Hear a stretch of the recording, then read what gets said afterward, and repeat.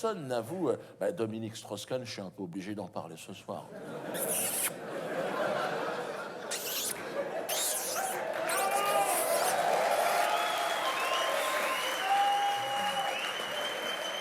Là, on est en surface. Là, ça devient de l'art. Nous, en France, on était 13 millions de connards à observer son grand retour à la télévision sur TF1. Moi, j'étais là, alors, Dominique, la vérité. Il était magistral. Il avait ses deux petites pattes comme ça. Je vous encule parce que... Très fort. Très haut niveau. Extraordinaire. Franchement... Et c'était beau à voir, je veux dire. Et c'était tellement beau. Pour moi, j'étais comme ça, mais juste... Moi, je pense qu'on va finir par l'avoir comme président de la République, ce mec, un jour là.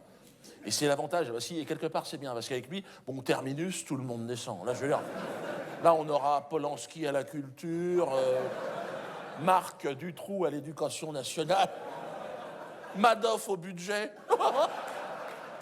Ferme-la. Mais le problème... Non, le problème de Strauss-Kahn, c'est que c'est un chaud lapin. C'est même plus un lapin, c'est un yéti, le mec. Ses conseillers en communication, il dit « Arrête, tu vas être président, détends-toi ». Il n'y arrivait pas. Le moindre bout de nichon, l'autre... Il a explosé en plein vol. Et quand il s'est fait serrer, putain, il était... Là aussi, les images ont fait le tour du monde. Tu sais, quand il sort du commissariat avec les bracelets dans le dos, mal rasé, on aurait dit un chicanos. Mais dans l'œil, on sent, il a l'agnac, il est là.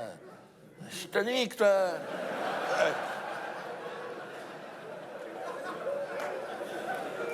Par contre, au Parti Socialiste, ils étaient mal. Oh, Martine Aubry était pas contente. Non. Martine, tu sais, la costaud, là. Hein, on fait le même poids. Et elle était verte. Elle chialait. Dominique, il faut laver son honneur, elle a dit. Tu vas frotter, Martine, hein, parce que... laver l'honneur de Strauss-Kahn, c'est un chantier, tu vas y mettre 2-3 gros. Non, mais Dominique Strauss-Kahn, on est obligé d'en parler. Pourquoi? C'est l'événement médiatique du siècle, après le 11 septembre, dans le monde entier, putain, ça a été... Et en France, c'était extraordinaire. Tous les médias, tous les politiques ont crié... Quand il avait les bracelets, là, à la présomption d'innocence.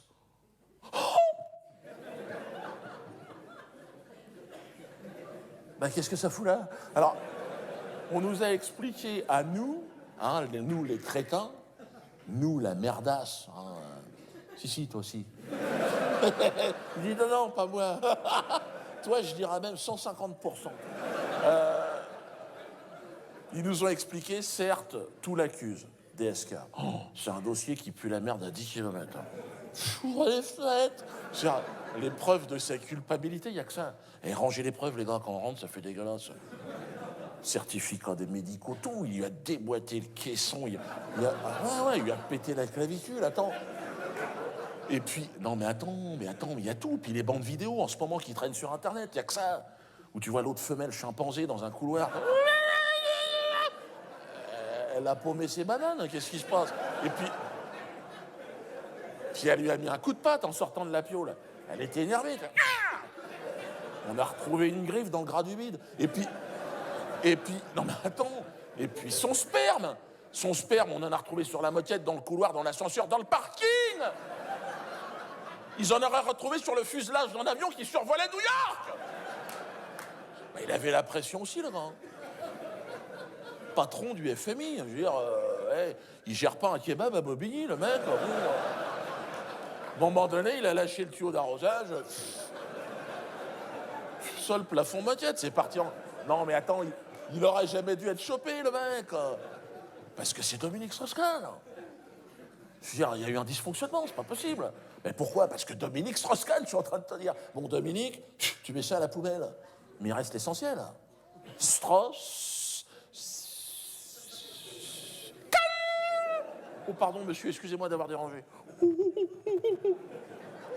s'agit quand même d'un milliardaire juif. Je ne parlerai pas de juifs ce soir. Un spectacle sur 2, détends-toi. Mais voilà.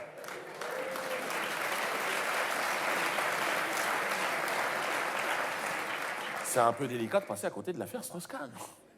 C'est un peu comme la mort de Dark Vador dans la Guerre des Étoiles. T'es obligé d'en reparler le lendemain matin à la récré. Je veux dire, c'est DSK, Dominique Skywalker. C'est-à-dire, toutes les forces de l'Empire se sont mis derrière lui, toi. Ils ont crié immédiatement à la présomption d'innocence, je l'ai dit tout à l'heure, et au complot en ce moment. Au complot. Merde, c'est un complot, soi-disant, ce qu'il a vécu. Ça sera les nazis, les islamistes. C'est les Kadhafi. C'est Kadhafi. Merde. Il connaissait Nafissatou. Très bien, c'était sa femme. Oui, mais il y a les bons complots et les mauvais complots. Faites attention à ça. Le mauvais complot, par exemple, c'est le mec qui va remettre en cause la version officielle des attentats du 11 septembre. Bon, ben lui, il n'a rien compris. 11 septembre, tu bouffes, tu la fermes.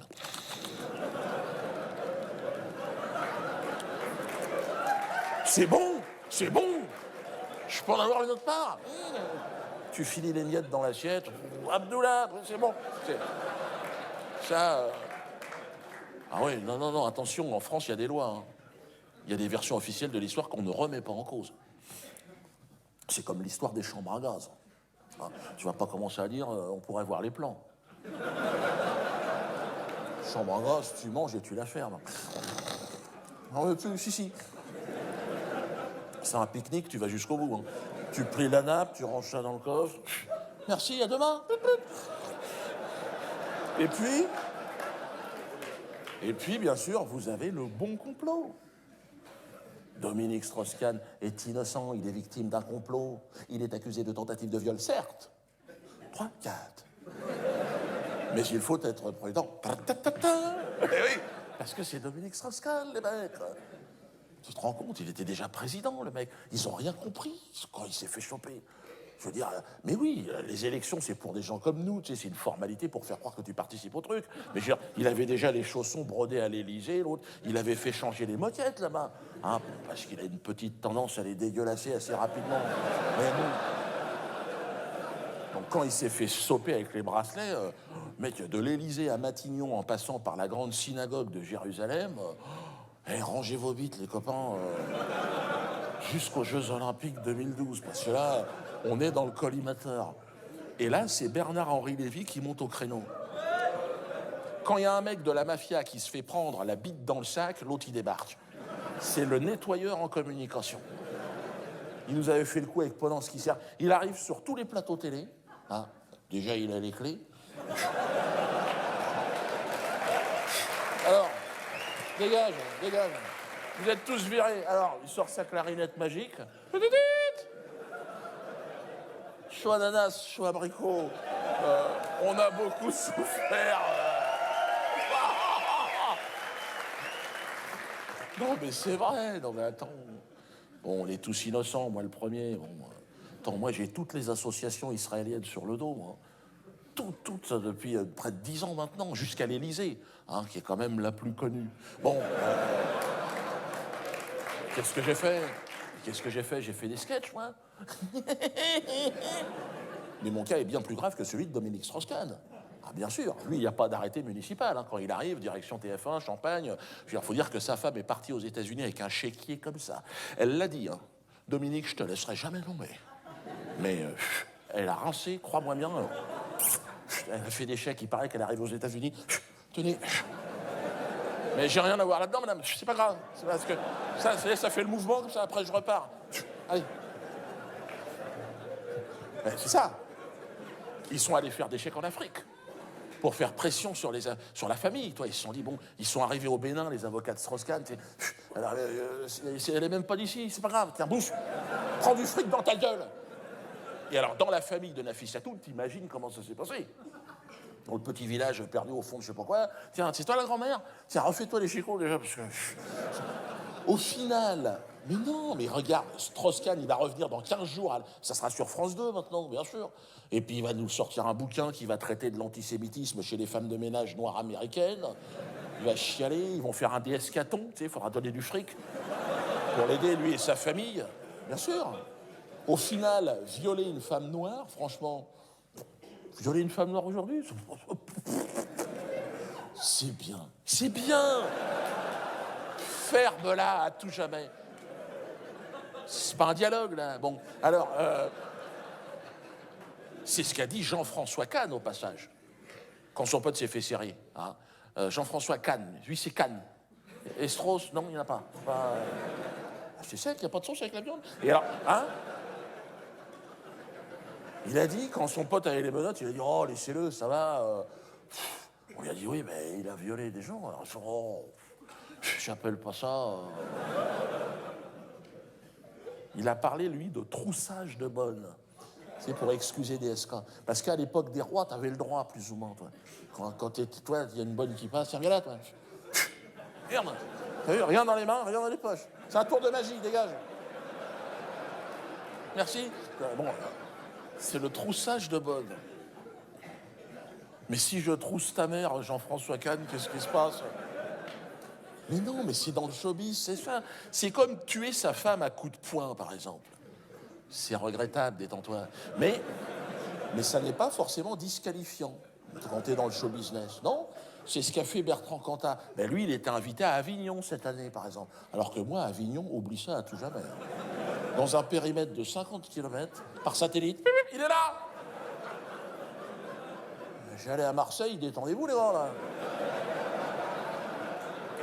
C'est ce que ma femme m'a dit. Elle m'a dit, t'aurais dû me tuer à coups de poing, tu vois. Au moins, tu pourrais faire Avignon.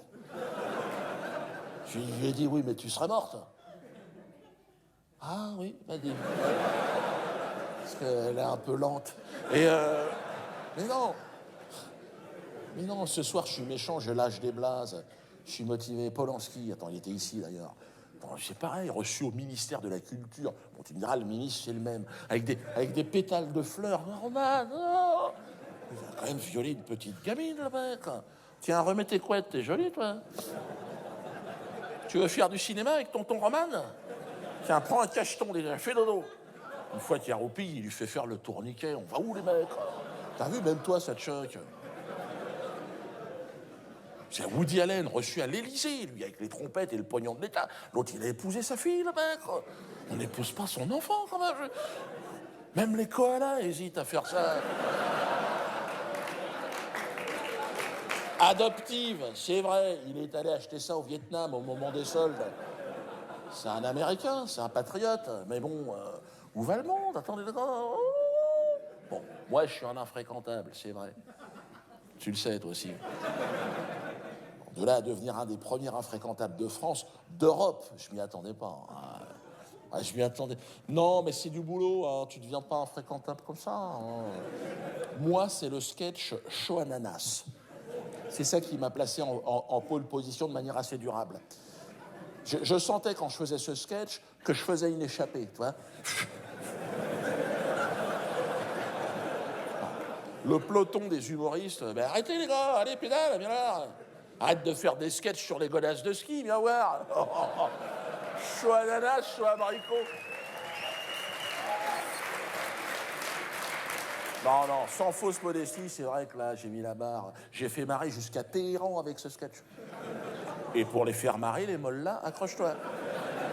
Ah, le mollah, c'est un mec qui rigole pas comme ça. Hein. Sa nature, c'est de s'éclater sur des chants religieux, tu vois. Moi, j'ai un copain mollah, il m'a invité dans une soirée de mollah. Si t'as pas fait une sieste dans l'après-midi, on est mal. Hein. Super, tu peux rechanter la première? Non. Non, moi, je suis un... Non, mais c'est vrai, je suis un insolent. Ma mère me l'a dit. Depuis tout petit, elle m'a dit, t'es une merde. Et dès qu'il y a une faille dans le système, je la guette. Je suis là. Trop tard. Dans ta gueule, voilà.